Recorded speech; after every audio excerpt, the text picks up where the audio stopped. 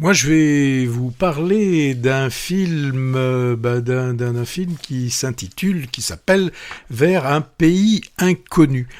Dans ce film, on retrouve Shatila et Reda, qui sont deux cousins palestiniens, alors réfugiés à Athènes, et ensemble, ils multiplient les combines pour rassembler une somme importante qui leur permettra d'acquérir des faux passeports qui seront, ces passeports, sésame vers l'Allemagne où ils rêvent de pouvoir enfin construire leur vie. C'est ça le pays inconnu, c'est l'Allemagne finalement. Oui, mais il va bon, je vais pas trop en dire sur le film, mais quelque part, il va rester inconnu ce pays. Alors, je l'ai dit, pour cela, ils vont faire quand même des combines, des larcins, des grosses combines, voire des très très grosses combines.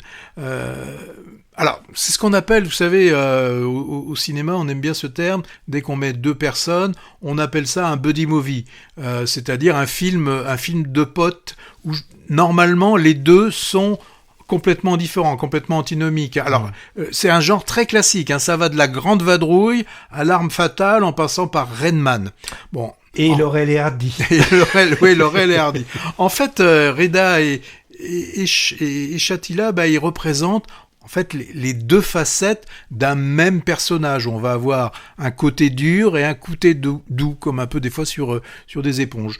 Bon, dans un premier temps, c'est difficile au début de les juger pour leurs actions. Certes, elles nous semblent immorales, mais qu'on juge pas trop parce qu'elles restent quand même dans ce qu'on appelle le petit larcin. Mais au fur et à mesure, ça deviendra de plus en plus difficile d'accepter leur acte. D'ailleurs, c'est cette évolution qui va faire que leur couple, si on peut l'appeler comme ça, on le pressent assez vite, aller n'ira pas, on le sent très bien qu'il y aura des difficultés pour que ça aille jusqu'au bout.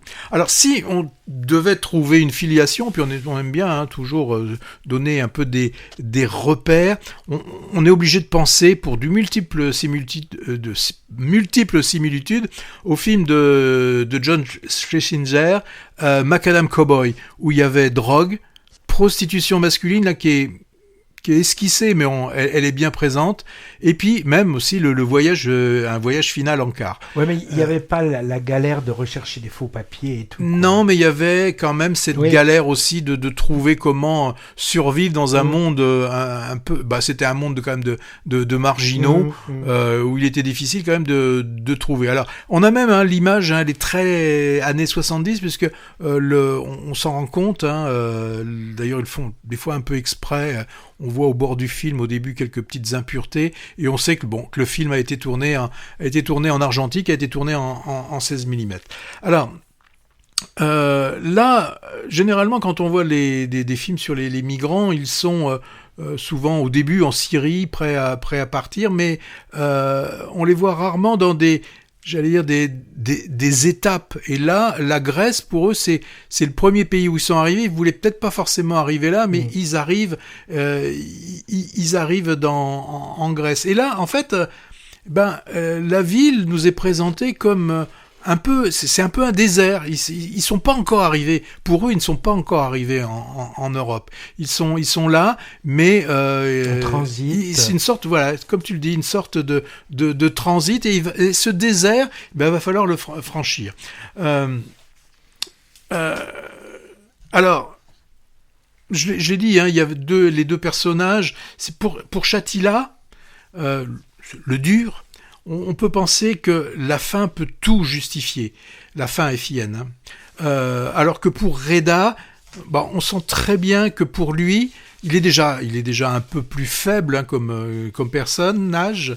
Là, il sent très bien qu'il va être dans la perte de la seule chose qui lui reste, c'est sa dignité. Alors les deux acteurs sont saisissants de vérité, de sensibilité.